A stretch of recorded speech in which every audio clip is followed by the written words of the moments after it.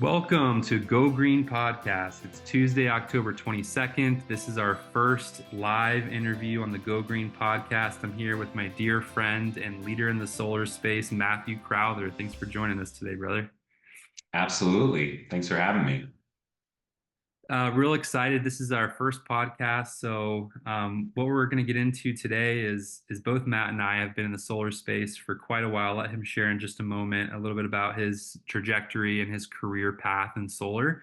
But the purpose of today's interview is really to, look at the past of solar, look at where things are, have been in the recent past, and then really what do we see as leaders in the space who've both been doing this for over a decade and hopefully give some value to you guys as listeners. Maybe you're new to solar, you've been doing it for a short period of time, and maybe you're struggling with sales, referrals, just understanding the business from a higher level perspective.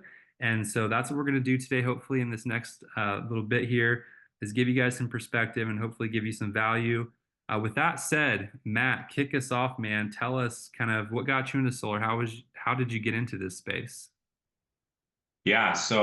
I've been in solar almost 12 years. So January 2013 is when I started. And basically, I started doing solar straight out of a different sales job that was mainly referral based and just kind of started knocking doors for the first time. Ended up moving from market to market, kind of looking for I wasn't really looking for anything specific. At that moment, I was just kind of figuring out what solar was about. I ended up going from Colorado to New York to Texas to Arizona, and then ended up in California. And pretty much, experimented with a lot of different options in solar. Was with the big companies, was with Solar City back in the day, rest in peace, Solar City. But, was with a lot of different companies over the years, some of which are no longer around, but also, tried the bigger companies, the dealers, the smaller companies, like a little bit of everything. And it's really been a pretty insane journey for me. 12 years in solar coming up in a couple months. And I've done about 750 installs in my career, most of them referral based. And so that's something that, Jonathan and we met in a Sunrun office, Vivint Solar, actually, before Vivint Solar was bought by Sunrun. And I was already doing referrals. He was already working with referrals. That's really where we connected at a deeper level, was like we both did business the same way. And so that's kind of how this friendship started. But yeah, I feel like solar has really gone through some major ups and downs, major, roller coaster type of ride, and it's a pretty wild ride. People that are watching this that have been in solar for longer than a year or two are probably like, oh yeah, this is a roller coaster. We call it the solar coaster. Right. Well, before we jump into the what's happening now, let's kind of go back just a little bit for a second. So before I do that, let me just share the story. So I've been doing solar full time. I come from a history of energy efficiency and whole house retrofits in the early days, about the same time, actually, in August of 2013, is whenever I got into the green energy space. And at that time, I became what's called a Building Performance Institute building analyst, a mouthful of words, basically just to say I can assess a home to see where it's inefficient, where it's losing energy through heat loss and heat gain and air transfer and a bunch of kind of fancy, fundamental physics concepts of where do we lose energy in the house. And so that's how I got started. Got into that, did about 600 residential energy sales. About 1 in 20 of those was solar. So, I had less than 100 solar customers in 2017 when I finally switched to full solar. And just a kind of short version of it, in early 2018, when I found out about Vivint Solar, I actually joined an office. It was a different office than Matt was a part of. And I had started referrals from the very beginning. I just saw the opportunity. Wow, this is actually a really easy sale compared to what I was doing, where I was trying to convince people to do, 30, 40, $50,000 retrofits, right? Heating and cooling systems, insulation, windows, all that. This was, hey, we're just going to switch your utility provider to give you a cheaper price per kilowatt hour. And, it's pretty easy to qualify for. So I was like, well, this is amazing. So I started doing referrals off the bat, did it for a couple months, had about 10, 12 deals in my pipeline when I just got started. And then my office merged with Matt's office and the Vivint office. And when we merged, I remember we went out for our Happy Squad first kind of team outing lunch together. And I think it was at Cafe Rio. We're sitting there having burritos together with the team. And Matt, you started sharing with me some of your strategies with referrals, and I'd already been doing it a little bit. And I literally looked at you, and I think I said, you literally made me tens or hundreds of thousands of dollars off of this stuff you're sharing with me. And that's been 100% true. It's actually past seven figures in referrals off of the stuff that you've helped train and teach. And obviously, me being a student, a good student, willing to apply it, that's always a big part of it too. But before we jump into kind of the present, kind of where we've been recently, you just kind of quickly jumped over all these different states, markets, companies. You summarized that really quick. Like I maybe did. let's go back real fast for a sec. I want to know like what were a couple of your biggest takeaways from like switching markets, companies? I know that's probably maybe hard to summarize, but maybe just take a second and think like if I'm new to solar, I'm starting out and I might be in one of these markets you mentioned in Texas, Colorado, New York. Those are all really great markets potentially to sell solar in. And some of our listeners might actually be coming from those markets and they're just getting started. I know you probably have different advice, maybe based on the market. You've been doing this for a while, but like, what are some fundamental principles that you gained in those first, 5, 6 years of your career? Yeah, that's a great question. Thanks for recapping my very quick intro from the start to like 5 years that ended me up in California, right?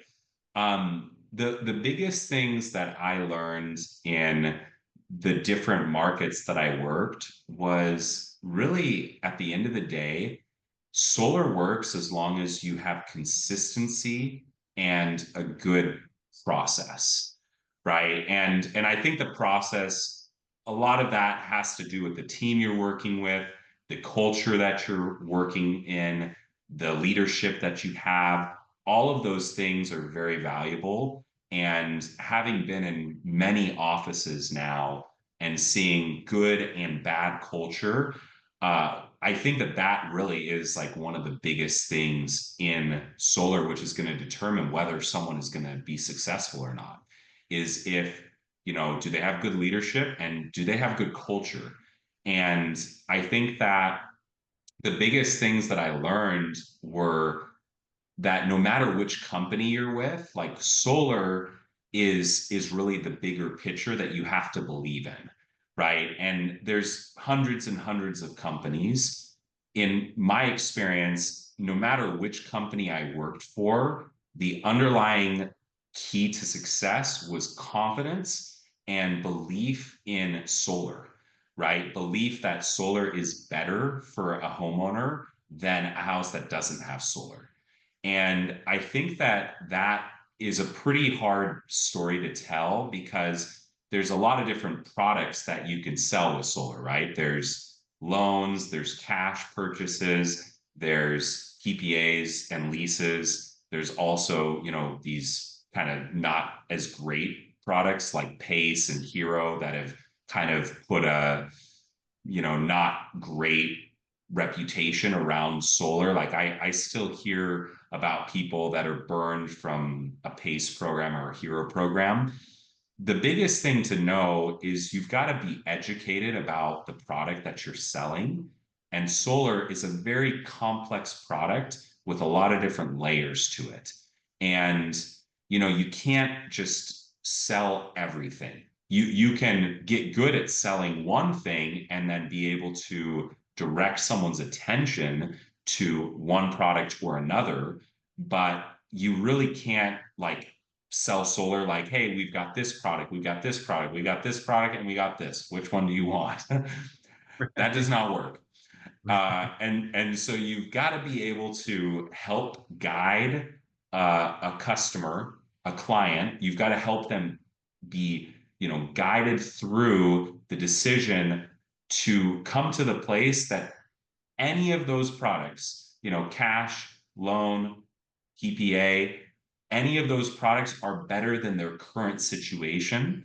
And I think that that's really where my belief started, was just understanding that someone can get the same exact thing that they're doing, but a little bit better and also a cheaper rate. And the crazy thing that, a solar pro knows about is what we call grid parity. And that is going to be a very exciting time coming in the near future, when solar plus batteries across the board is cheaper than the alternative of staying with the utility. And we're not there yet, but like, it's so exciting, even with the ups and downs of solar, seeing that solar as a whole is progressing, it's moving forward. There's different, market shares in different markets, right? Like, depending on the state that you're in, for how much solar is in that state. But yeah, I think that that's one of the biggest takeaways that I have from my early career, is you've got to believe in solar, and you've got to have confidence in what you're selling, and you've got to have confidence in yourself. And those three factors, I think, are probably my biggest takeaways. That was awesome. I'm taking notes here, and just a kind of quick recap. So consistency, that's huge. So whatever way you're getting leads, right? You're knocking doors, you're running appointments from online leads, you're doing referral pitches, you're talking to your warm network, right? You're showing up to business networking events, or networking with other business owners that have, access to potential customers, homeowners, right? Consistency, good process. That's probably going to be a whole other podcast in itself, because I've learned a ton from you, Matt. You've been really, really good over the years. I judge at having a tight process, whether that's tracking with your spreadsheets, your referrals, or people that you're following up with, or using a CRM or some of these different tools that are available. That's huge. Leadership and culture can't be underestimated. There's definitely, I think, a lot of times in the industry where reps who are new to it, or they've kind of figured out how to sell a handful of jobs, and they think that, excuse my French, but they're hot shit. And then they start looking for other people to go work with, where they can make a slightly better red line, or they can make a little bit more commission and squeeze out a little bit more, when they really undervalue things like leadership and culture, which, in my opinion, can't be undervalued. Because, I always say, if you're a part of a good leadership and culture, you're going to get 20, 30, 50, 100% more results than you would if you were just out doing it with a small dealership, or having not great leadership and you have to lead yourself, because it's, quite honestly, it's pretty hard for most people to do. And then big picture, having that vision and belief in solar, that you're setting up the customer to be in a better position. I love that. That has to be there. If you don't have that conviction level belief, you're just not going to be able to stick in it long term. And then you kind of hinted at a few things in the future, which is grid parity, and then also the complexity of the product offerings, the finance products, and now batteries and all these new things coming onto the scene. I think that being an educated, salesperson now in solar is more complex than it's ever been, and we'll kind of get to that Mhm. in a little bit, this next part. But those are great kind of fundamentals in the past. I'm going to jump in real quick to share a couple things about, kind of, again, I touched on my history, but let me touch on the past as I see it here in California. I don't have as much of the experience in these other markets. Maybe you can speak to that a little bit, but I'll speak to California because that's where 98% of my business has been. I've gotten referrals in, Arizona and Nevada and Texas and a few other states, but 98% of my business has been in California for the past, 11 years. And in that time frame, the biggest thing is the transition from net energy metering. Now, this is a conversation, if you sell in California, or even honestly in any state nowadays, this is the biggest conversation in solar. This net energy metering. Those of you who don't know, It's basically how much compensation does the utility company have to give you for the net or excess energy that you send back to the power grid, right? And make that meter spin backwards. Well, up until very recently, and pretty much every state except for Hawaii, you had a one-to-one net metering buyback. So whatever the retail price that the company would sell to the customer at, you could buy it back and do it as a two-way street, right? Now, after California's huge policy shift of NEM 3.0 last April in 2023, other utility providers across the nation are becoming emboldened to say, you know what, we can do the same thing. We need to fight back against solar. And like you said, in certain markets, they've got maybe 50,000 solar customers. In markets like California, we've got closer to 1.5 million solar customers. So every market's a little bit different.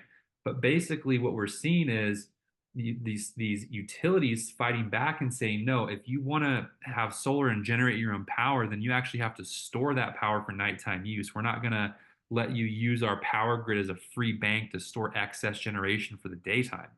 And that's changing the economics of solar. It's changing the product offering. Manufacturers are having to adapt their product and come up with different user interface software and capabilities to control the power supply and storage in their house. Now, I think just to kind of go back on the timeline, when I first started in solar in 2013, we were on net metering 1.0. Now, back then, basically the way it worked was we only sized systems to do what they call peak power shaving, to shave off those tier 2 and 3 higher price points for power. And the tier 1 energy was so cheap that we wouldn't even try to offset that. So we would sell systems that were like 60 to 80% offset, which to a solar pro now would be nuts. It wouldn't even make sense to do that. But that's the way we used to sell, because the power was so cheap. We had to make an economic decision and present that to the customers, because a lot of people don't do solar because of the environment. The reality is most people do solar because of economics, because of money, because of, what's the ROI? Is this going to save me money today? Is it going to save me money tomorrow? That's why people generally do solar. And so we had to present it based upon the net metering policies at that time. And then 2016 hits, NEM 2 happens. It's the solar apocalypse. Everyone's freaking out. Solar's going to be dead. It's not, it's kind of the similar stuff we saw with NEM 3. And oh yeah, there's a huge shift, right? You were around for that, so you probably had some of that, but it's like it was a huge shift. And then we switched to time of use billing. Right now, people are trying to go, okay, well, how is this going to work if you're generating power in the day at a cheaper rate and then you're selling it back, or you're buying it back at night at a higher rate, and the buying and selling ratios are actually starting to favor the utility more. So some people would oversize systems to overgenerate and compensate for that differential.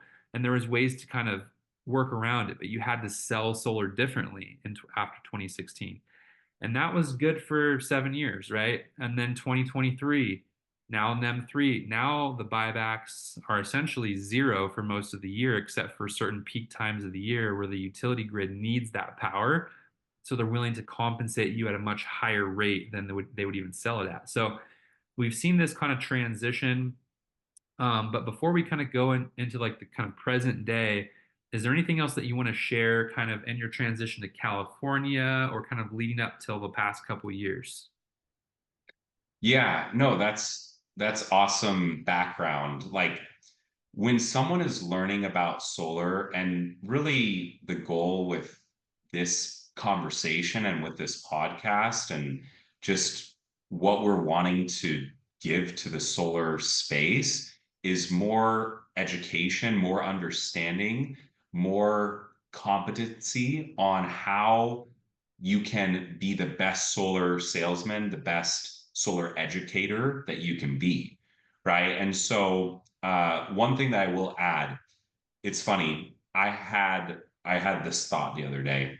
When I moved to New York, I went to Long Island, and that's actually where I had my best year. I installed 97 solar deals myself, all self-gen, and that was 2015. But when I went to New York, I also had the option of going to San Diego. And that would have been back in like 2014.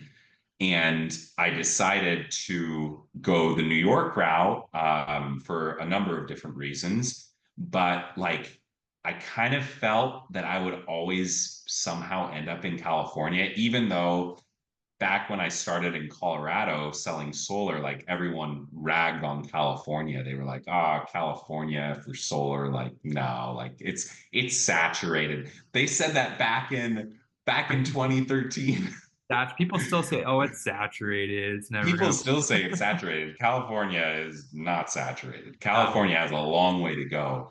yeah, And so as I was kind of like on that journey of going through different markets, what I realized is that California really sets the pace for solar specifically. And so California is a great example to be able to kind of highlight wherever you sell solar.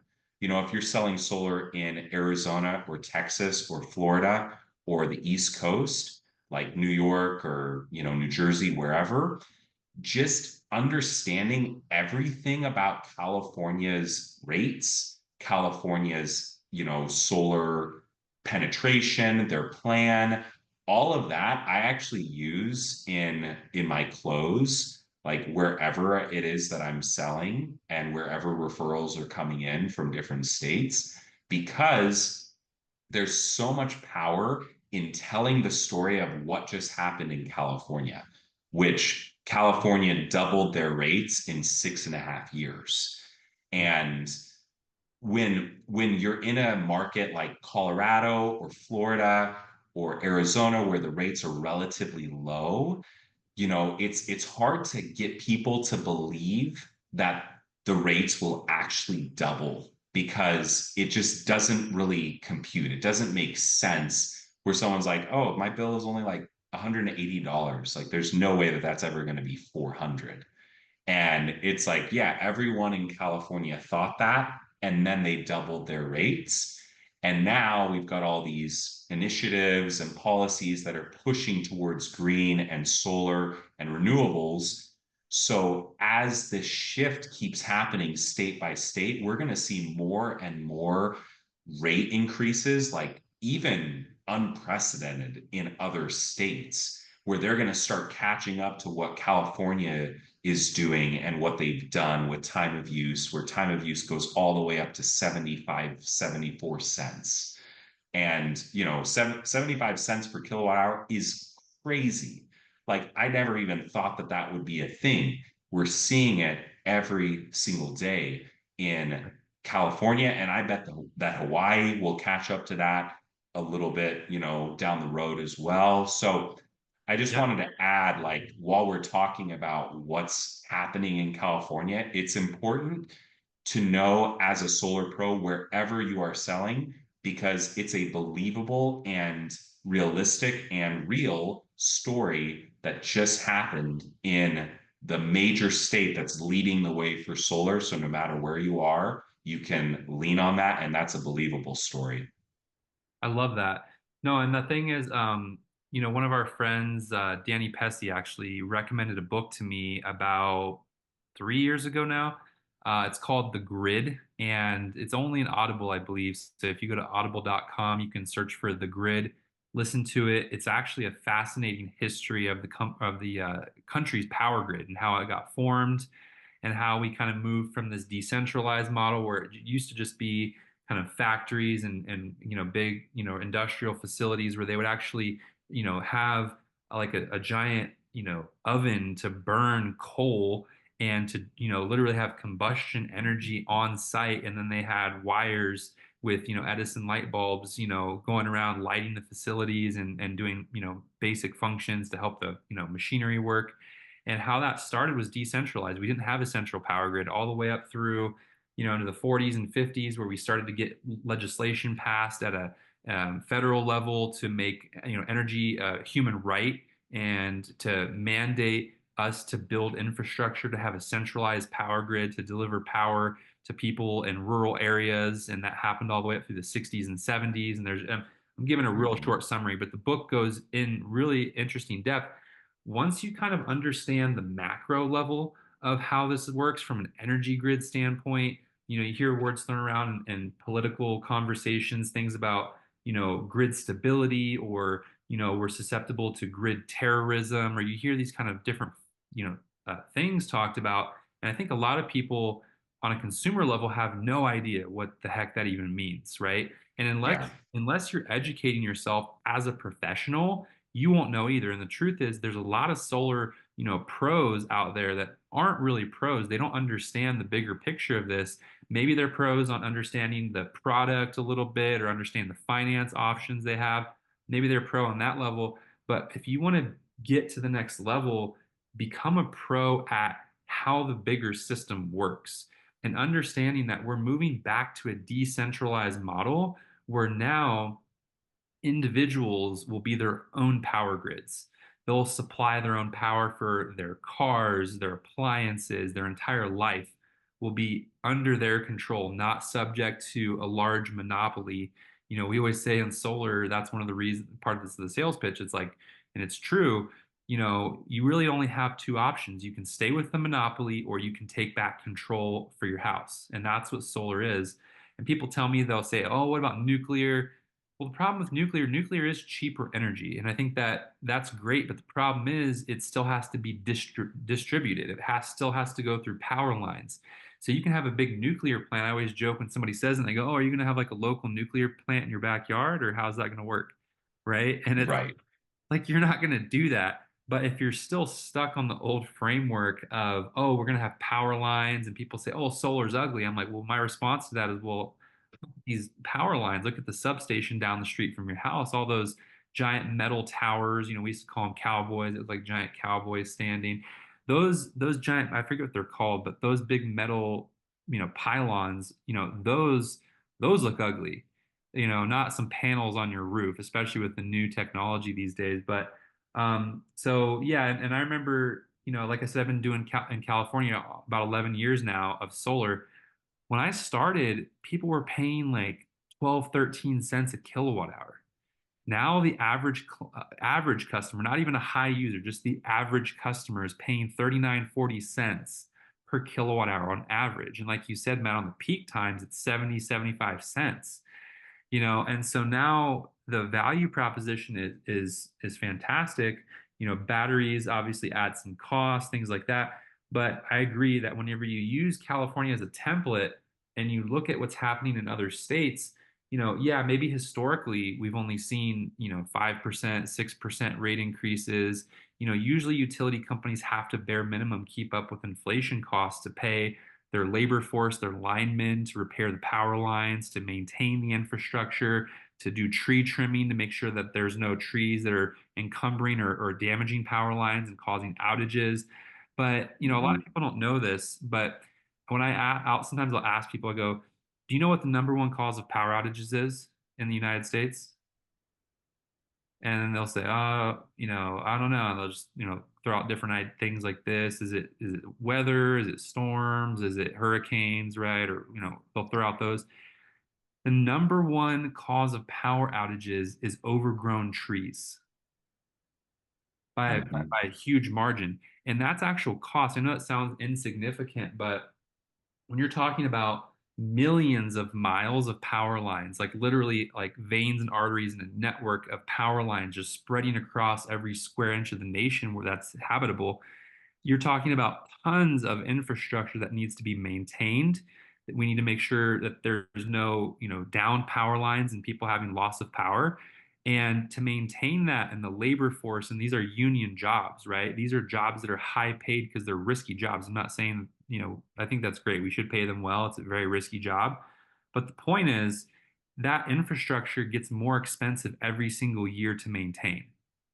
And Yeah. on top of it, the more people do switch to solar, right? There's less and less profit for these utility companies, and they have to stay in business. Most areas in the country have laws to protect utility companies to make sure they don't go bankrupt because they're too big to fail, or they're a public service and they can't actually we can't afford to have the power grid go down. Like literally lives would be lost. People rely on medical equipment and life support systems, and if power goes out, that literally means lives lost. And so this is, Yeah, I can't underestimate how serious what we do is. And if you can't tell, I'm really passionate about it. And it's like, we're so passionate about this and why we want to lead people in this space because this is literally life and death future of our nation, how we power our lives, how we support the people we love, maybe elderly people in our family, people who are needing that type of support, huge boomer generation that is, transitioning and all that. Well, we need to have the infrastructure in place to not have, and there's a lot of data on this to show power outages are increasing. And then when I talk to sometimes, people of a certain mindset, they'll say things like, well, we should just invest into, if we get a Republican in office, we should invest into the power grid, or oh, it's the Democrats' fault, or it's the Republicans' fault. It's honestly, I don't want to necessarily blame and say it's anyone's fault. I just want to say that it's the system itself that it's an old system. It's like exactly. it's It's like an outdated system. yeah, it's like being on a Windows 98 and being like, "Oh, it's Bill Gates's fault." It's like, no, it's like there's other ways to do this. You don't need to use an old system. That just, but people don't like change and it's scary. And that's where we get to come in, right? We get to come in and show people another way and build trust and build a relationship and show people, "Hey, there's a way you can take back control." And, that's why we get paid a pretty decent opportunity. A lot of these commissions are thousands of dollars, to help somebody transition to clean energy. And I always say, like, if it was an easy job, right, and everybody could do it, then they wouldn't pay us so well. Yeah. And so the opportunity is big. But before we jump into that, like, let's just talk about the past like 18 months since NEM 3. Like, what's your take on what's happening right now? Oh yeah, it's definitely a battlefield. There's a lot of opposing views, especially so when you think about California, they lead the way, right? And so there are threats to government legislation. I'm not going to go into a ton of politics with Governor Newsom and stuff like that, but there was definitely a lot of there's a lot going on with NEM 3 passing the way that it did, right? And because of that, it did send the solar industry into a bit of chaos because the main state that does the most volume all of a sudden had a huge change that they weren't really prepared for. And honestly, there was no way to prepare for what NEM 3 in California did to solar. We've seen some giants go out of business in the industry, Titan, as well as SunPower, which was pretty big. It was big news, but it was a huge company. And They had 600,000 customers that overnight were abandoned. exactly. And because of these dramatic shifts that California kind of ushered into the solar industry and the solar space, a lot of people lost faith in solar. A lot of people left solar. A lot of people gave up on selling solar. And I don't think on a consumer level, people really even knew what happened. Like, I think that the average person that you would talk to in California would really have no idea what NEM 3 even was. But for the solar industry, it did kind of throw a grenade into the middle of the room. And because of that, I think a lot of people lost that confidence and that faith in where solar is going and what's going to happen next. And this is one belief that I have. I think that 2025 will be a very big year for solar for everyone that's still in this and that's sticking with it and that's stuck through the past year and a half. And I think that a lot of people are going to see a shift happening in the solar space. We do have this big election that's, we're October, end of October right now. So we've got a big election coming. So by the time some of you listen to this podcast, the election will already be done and that'll already be decided. But end of the day, politics aside, there's a lot of things that are happening with solar because of the Inflation Reduction Act. It's if you are in solar and have not read the Inflation Reduction Act, you need to. Like you need to even just like look up like the quick, topics that are discussed in that law that was passed, which really was great for solar.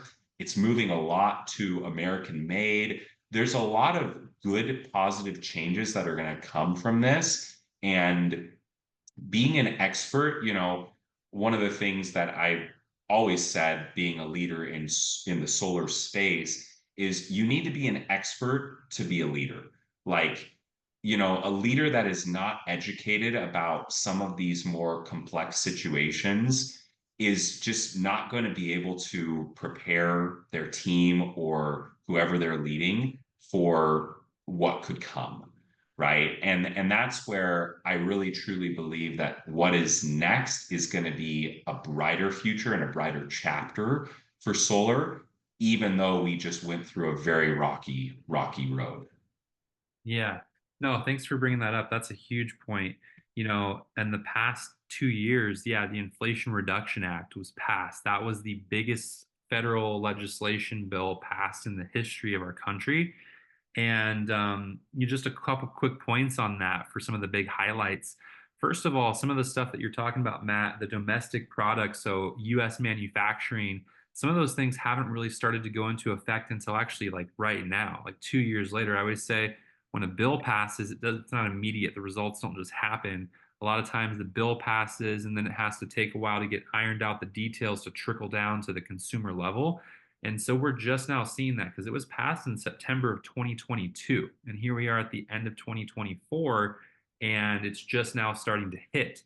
And so, again, being an expert in this, like you said, if you can't be a leader if you're not an expert in these things. And I think now more than ever in the past, it was kind of easy. You didn't have to know a ton about solar. You could come in, the kind of the learning curve was much shorter than it is now. And so, and it kind of, I don't want to say it was good or bad, but it just kind of created opportunities for people to come in and make quick money. And anytime that happens, you're going to have people who come in, make quick money, and then leave the industry and then and really miss out on the bigger picture. And so again, yeah, if you're watching this and you've maybe left the industry or considering leaving the industry or been in it for a short period of time, like we're just getting started. And here's a couple of things I wanted to point out too. Just earlier today, we were actually on a call for QCell. So QCell is the largest residential panel manufacturer in the United States. They're based out of Georgia, and they actually own roughly 30% of the residential solar market. So they're the number one supplier, and it's a completely vertically integrated supply chain, meaning that from literal, mining of the materials up in the northwest of our country to distribution to the whole manufacturing process happens here in the United States.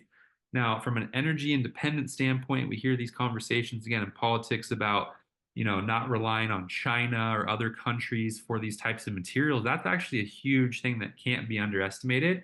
And I think that's why even the Inflation Reduction Act, it really supported, and I don't, in my opinion, I don't think it's a bipartisan issue, or I think it's both left and right agree that we need to have energy independence. Really, I think most people agree with that. And we need to have US manufacturing. Most people agree with that. Most citizens, even most politicians, believe it or not, I think actually believe that we need to be able to not rely on other countries who we might be an adversary with for these critical supplies.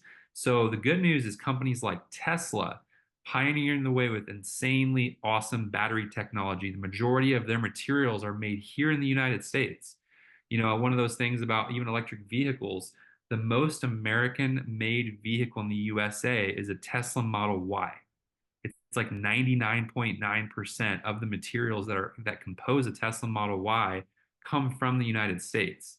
And so one of the misconceptions, that I have to pop for sometimes consumers, and as an expert, you need to pop this bubble of this idea that, oh, we're relying on China and this and that. It's literally not true. The truth is, in our current climate, you can get solar panels, batteries, electric vehicles, and have a completely energy, free future off of all United States made products.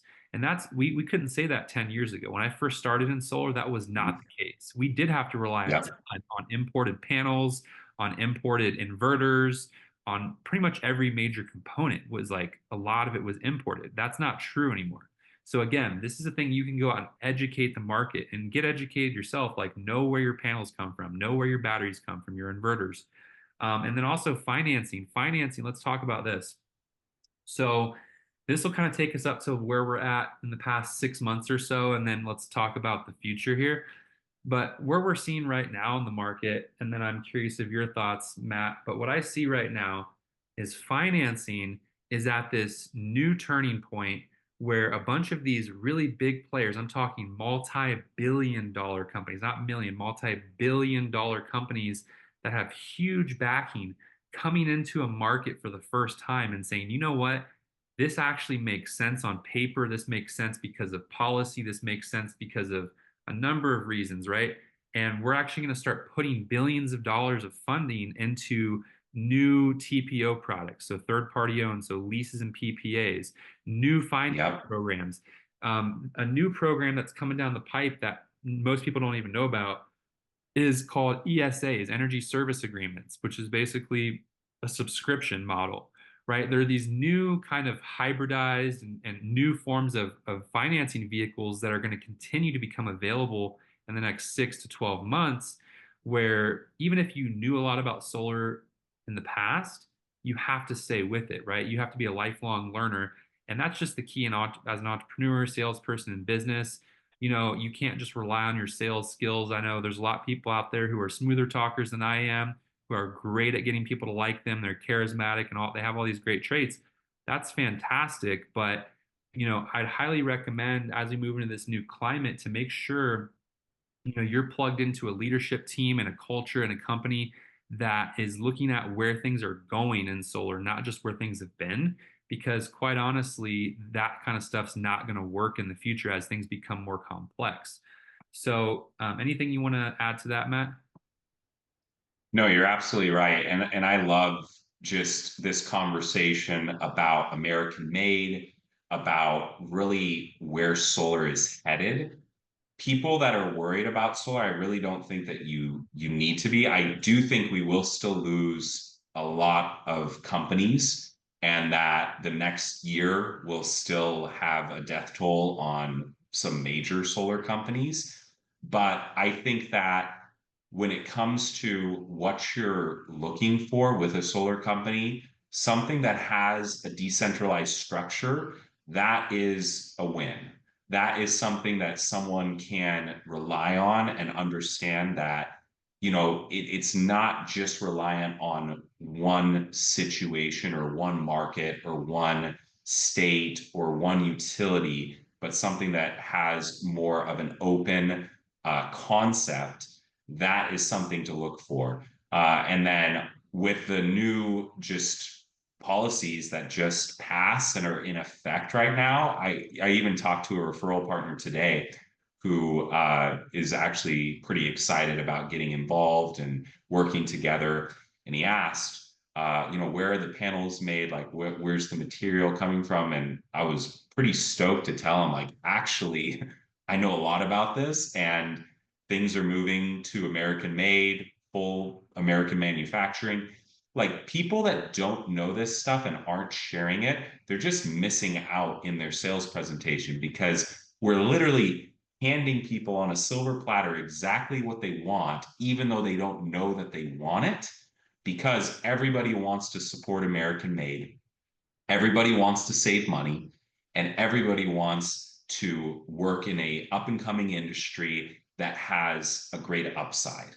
And that is literally what solar offers people. So Yep. I just think that it's a really important conversation. I'm glad that it went here. I wasn't sure where the conversation would go, but I think that it's so important to, be educated, become an expert in all these different things, and feel free to reach out to either Jonathan or myself, if you have questions or want a more in-depth, dive into certain parts of this, we want to provide valuable insight and content and our knowledge in the space, both being in this over a decade and also being pretty technically, motivated. I would say, like, I know that I will research things and like dive deep into certain things. And Jonathan, I think, is even a little bit more technically motivated than I am. So both of us together, I think, is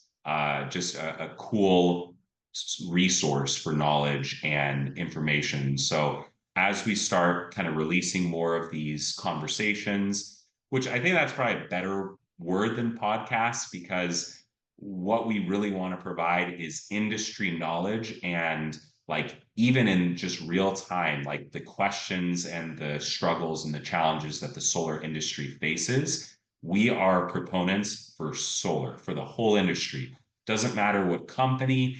It's the whole thing. We need more people fighting for solar and showing that solar is not going anywhere and that it is on the rise and that we're going to bounce back from a pretty tough year and a half, and we're in the process of that. So yeah, that's the only thing I wanted to add. I love it, man. Yeah, no, I'll just recap. Like you said, it's I think the next 6 months probably still some, like you said, some death tolls. It's been 18 months of rocky roads, but I think another 6 months or so, probably by quarter 2 of next year, we're going to start seeing some pretty awesome growth.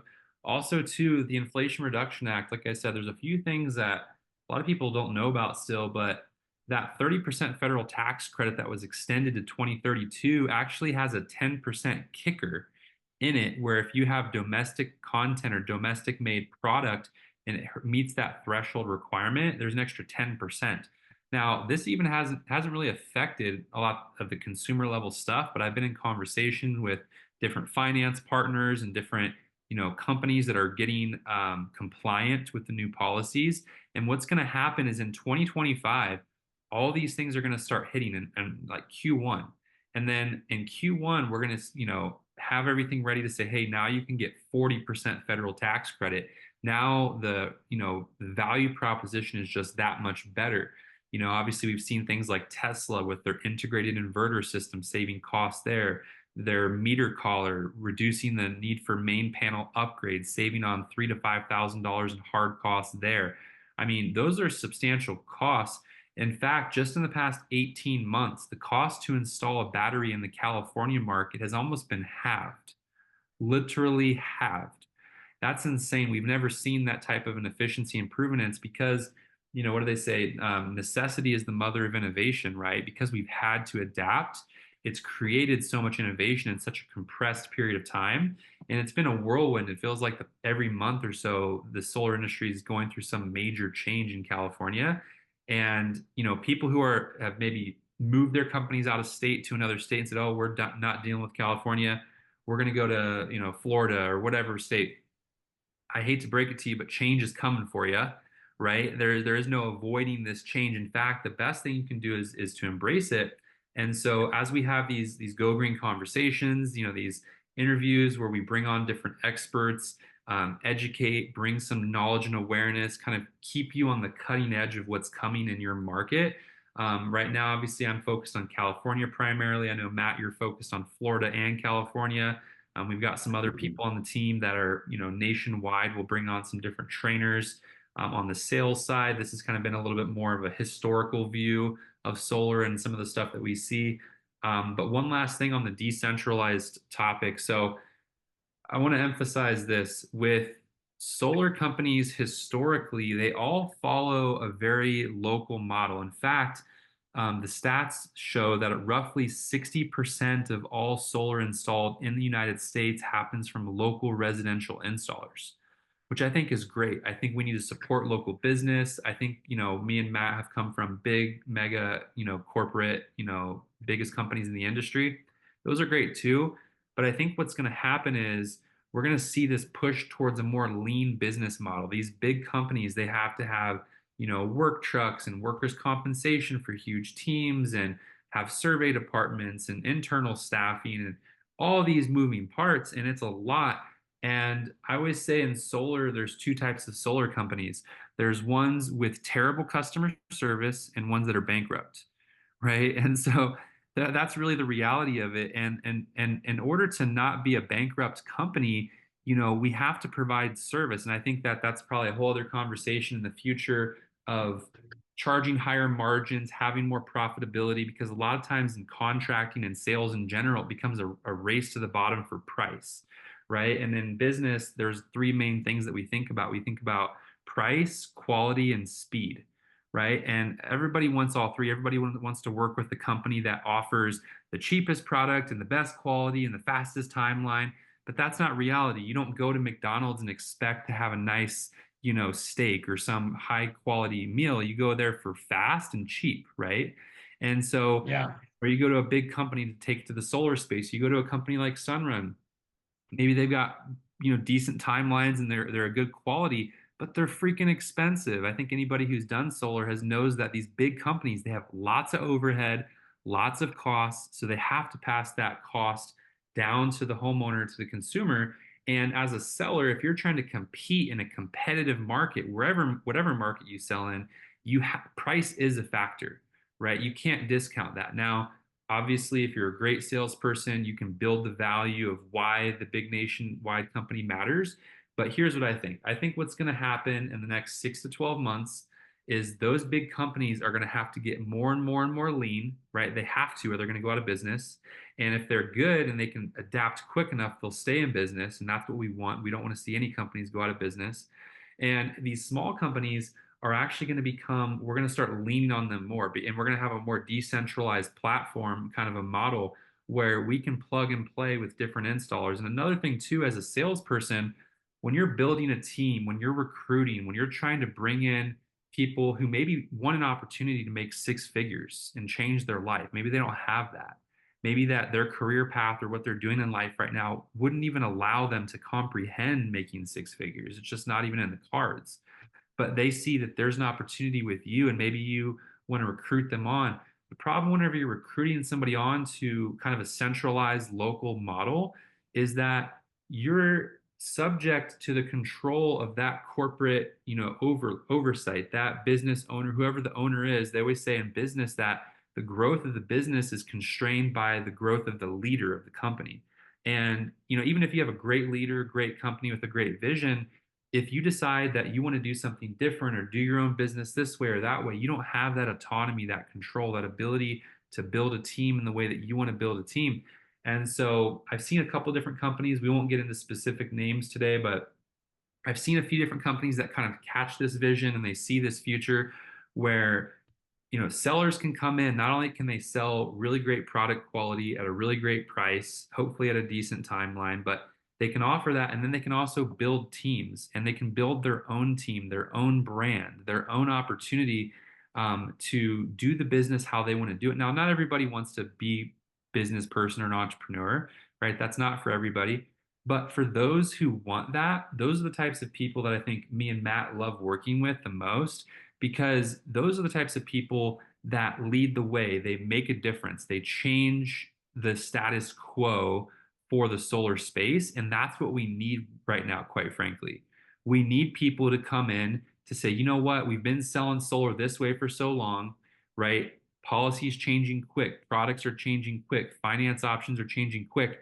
We need to be able to adapt. We need to be able to build flexible teams and actually grow and scale and make 6, 7 figures in solar. And that's possible. Both of us have done it. Both of us know people who've done it. And we're going to be getting into more in future episodes of kind of what we've been doing. But we just wanted to share with you guys today, what we see, where things are going, and hopefully give you guys some hope for the future. That solar's just getting started, right? It's like this is just getting started. I know I'm super pumped. I'm amped. This call here, the Zoom call has just been, got me going here. Any other Oh yeah, any final we're thoughts? fired up. Well, and we're fired up because it's exciting to understand like why it's been hard. And I think that like so many people I can, there's hundreds, literally hundreds of friends, people I know that when it got really tough in California and when things started getting a little tricky with interest rates and it became harder to sell solar the past 18 months, that they kind of said, hey, I'm going to do something else. Like I can't stick through this. We want to provide hope for people that did maybe hang up the towel and give them the encouragement to like come back into the fight and do that with us and with the right leadership. And it doesn't have to be with us, it can be with any team, any company that is doing the right things. Like one thing that I'll share, I've got some very close friends in this space that I've met through like Door to Door Con and some of these other more open, minded type of conferences that, at Door to Door Con, you've got roofers, you've got pest control salespeople, you've got security salespeople, you've got solar salespeople, and you go there, and my friend Sam Taggart, he founded that organization and created Door to Door Con to really like unify the space, to unify the industry in a way, the door to door industry. And I think that solar can be done not door to door and remote and virtual and other things as well. But I think that what I'm kind of getting at is when you have a bigger vision and a bigger picture of what we're doing, I think that it helps you understand like this isn't a recruiting type of thing. And when you can kind of take off the recruit hat and just fill in the space of like, hey, I'm in this industry and we need support. Like literally, I think that no matter who called me, whatever company they're with, if they say, hey man, I need a little bit of help, like just to believe in solar or to believe in what I'm doing, like I will fire them up and get them completely just committed to selling whatever it is that they're selling, regardless of it's solar or a different product or whatever. Because I think that being a salesperson, we have a responsibility for other people that are in commission sales to fight for them Yeah. because it is a hard job. A rising tide raises all ships. I love that. It's like we have to support each other because this is a tough thing that we do. So, this isn't a scarcity mindset. Like I hear people say things Yes. like the solar market's saturated in California or Hawaii or some other market that maybe has a higher percentage of solar. It's like, you're freaking kidding me. There's no way until 100% of people have solar, it's not saturated. There's sales to be made, and that's going to be decades down the road. Literally, you could come into solar or Yeah. anything. You 20 could, years from now is how long it's going to take us to get there yeah, to 100%. at minimum 20 years, at minimum. I mean, we both have lifelong careers doing this. We're just a decade in and we're getting started. Some people are coming into this, doing this for a couple of years and going, oh, maybe I don't know if I should do this. Well, look, get your support system. I joke and say, get some therapy, right? Do whatever you got to do to get help because it's not easy, right? It's not easy, but it's worth it. That cliche saying, but it really is worth it. And, I'm excited to continue to do these with you, Matt. Anybody who's watching this and maybe, you got inspiration or hope out of this, please forward this to someone in the solar or even just commission sales in general, but especially solar. Maybe it'll help them out, kind of give them a refresh, reset button, because we all need that sometimes, let's be honest.